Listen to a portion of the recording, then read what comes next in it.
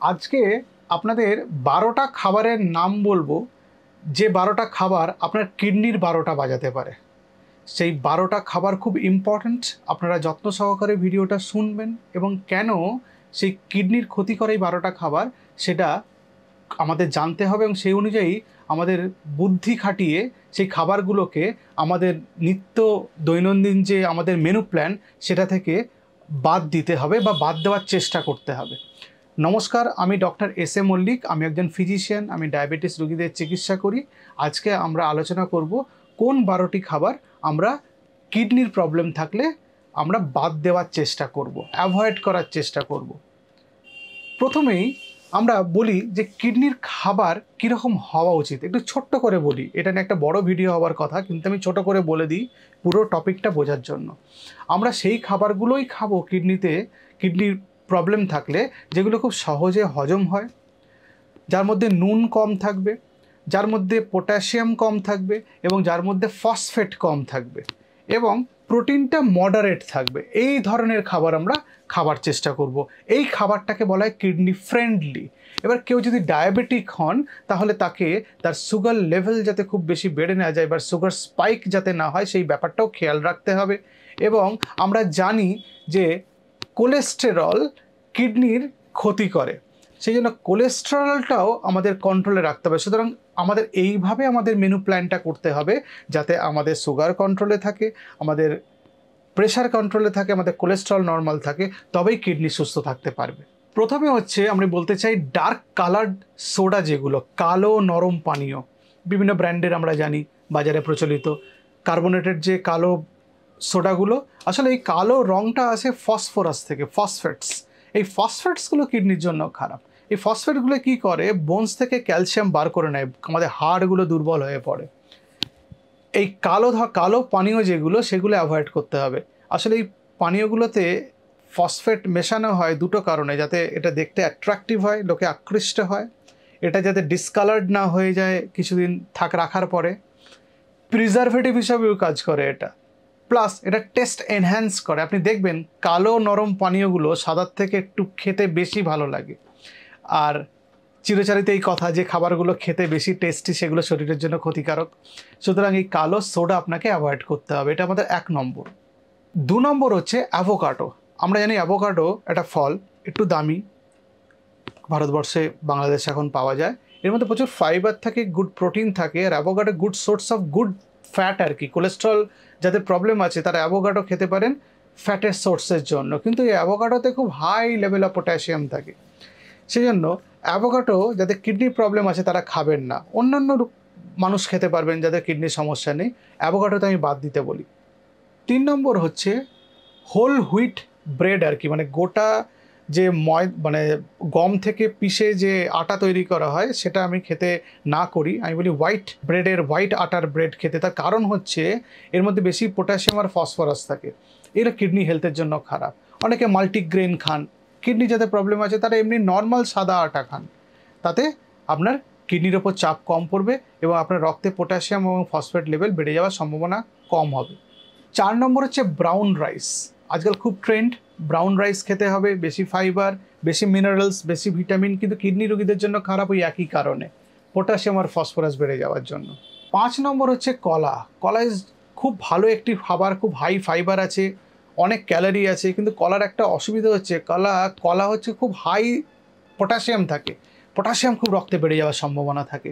তাহলে কিডনি রোগীরা পটাশিয়াম যাতে কন্ট্রোলে থাকে, সেটা নিয়ন্ত্রণে থাকে, সেই জন্য কলা অ্যাভয়েড করতে পারেন। কলা অ্যাভয়েড করলে তাদের পটাশিয়াম বেড়ে যাওয়ার সম্ভাবনা কমে যাবে। এই প্রসঙ্গে একটা জিনিস বলি, যদি ফল খেতে ইচ্ছা করে পাইনঅ্যাপেল খেতে পারেন। পাইনঅ্যাপেলের মধ্যে পটাশিয়াম কন্টেন্ট যতগুলো ফল আছে তার মধ্যে সব থেকে কম। আনারসের কথা বলছি, যাদের পটাশিয়াম মডারেটলি আছে কিন্তু কিডনির পেশেন্ট আছে, যাদের ফল খেতে ইচ্ছা করছে, তারা 1-2 টুকরো আনারস খেতে পারেন, আনারসের মধ্যে পটাশিয়াম লেভেলটা কম থাকে। 6 নম্বর হচ্ছে ডেয়ারি প্রোডাক্টসের কথা বলি। ডেয়ারি প্রোডাক্টসের মধ্যে পটাশিয়াম আর ফসফরাস খুব বেশি, আমরা জানি এটা খুব।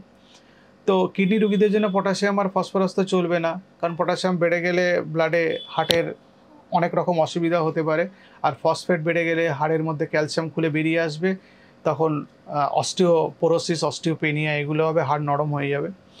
সেই জন্য ডেয়ারি প্রোডাক্ট অ্যাভয়েড করতে বলি। কিন্তু কখনো ইচ্ছা হলো তো হাফ বাটি দই খেতে পারেন বা মিল্ক প্রোডাক্ট খেতে পারেন, কিন্তু রোজ দই খেয়ে যাচ্ছেন ব্যাপারটা করবেন না। ডেয়ারি প্রোডাক্টসে ফসফেট বেশি থাকে, ফসফেট বেড়ে যাওয়ার সম্ভাবনা থাকে। এবার কেউ যদি দই খেতে পছন্দ করেন তাহলে তাকে তার ফসফেট লেভেল কন্ট্রোলে রাখতে হবে, তার জন্য কিছু ওষুধ খেতে হতে পারে।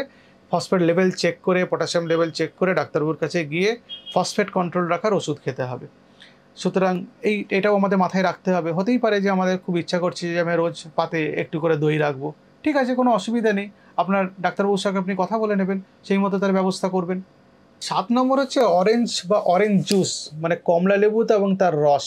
ওই পটাশিয়ামের জন্যই বলছি আর কি অ্যাভয়েড করতে, কারণ এর মধ্যে খুব হাই লেভেল অফ পটাশিয়াম থাকে, সেটা অ্যাভয়েড করতে বলছি আমরা। তবে কি মরশুমে একটা কমলা লেবু খাবেন না? নিশ্চয়ই খাবেন। একটা দুটো কমলা লেবু খেলে আপনার পটাশিয়াম যে মাত্রাতিরিক্ত বেড়ে গিয়ে খুব খারাপ কিছু হয়ে গেল ব্যাপারটা তা না। ওই যে বলি সব কিছু ইন মডারেশন করতে, নিয়ম মেনে, লোভ সামলে যতটা অন্যায় কাজ করা যায় আর কি, সেই মতো এরকম করতে হবে। 8 নম্বর হচ্ছে প্রসেস মিট।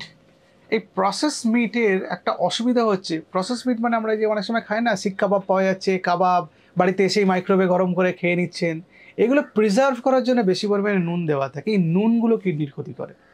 নুন মানে আমি সল্টের কথা বলছি, সোডিয়ামের বিভিন্ন সল্ট, সোডিয়াম ক্লোরাইডটাই বেশি, ওটা বেশি করে মেশানো থাকে। আর থাকে প্রিজারভেটিভ, যাতে জিনিসগুলো অনেকদিন প্যাকিং করে তো দোকানে স্টোর করা থাকে, আপনি কিনে নিয়ে আসেন, তারপরে গরম করে বা ভেজে বা স্টিম করে করেন। এই প্রিজারভেটিভগুলোও কিডনির জন্য খারাপ, প্রিজারভেটিভ বিষাক্ত হয়, সেই জন্য প্রসেস মিটটাকেও অ্যাভয়েড করতে বলি। 9 নম্বর হচ্ছে আলু আর রাঙা আলু। আলু তাও আপনার ডায়াবেটিস থাকলে একটু আধটু আপনি খেতে পারেন, কিন্তু রাঙা আলুতে হাই কন্টেন্ট, পটাশিয়াম কন্টেন্ট থাকে, অনেক পটাশিয়াম বেশি থাকে।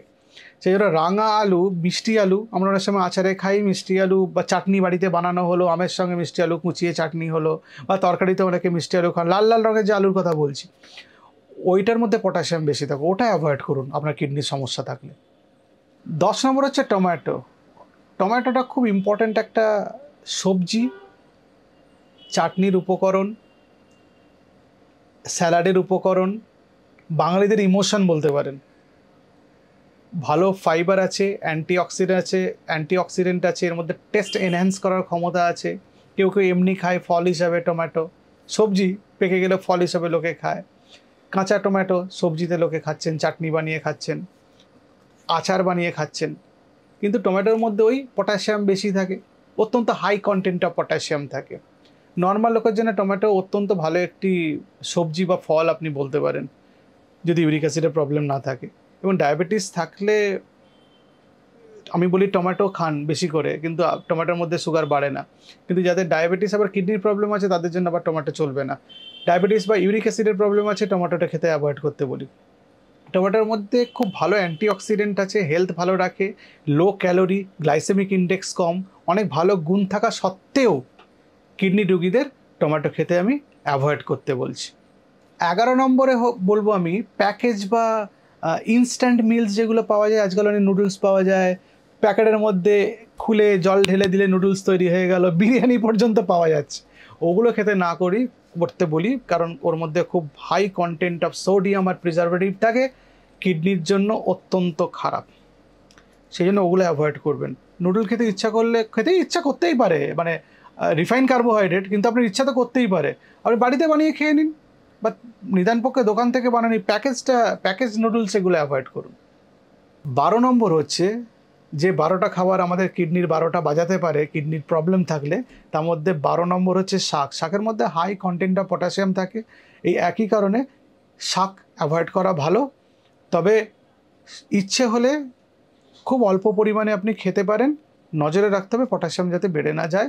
অনেক শাক খেয়ে নেবেন না, যেরকম অন্যান্য নর্মাল লোকজন খেতে পারেন। তো এই মোটামুটি এই 12টা খাবার আপনার কিডনির প্রবলেম থাকলে অ্যাভয়েড করতে আপনাকে হবে।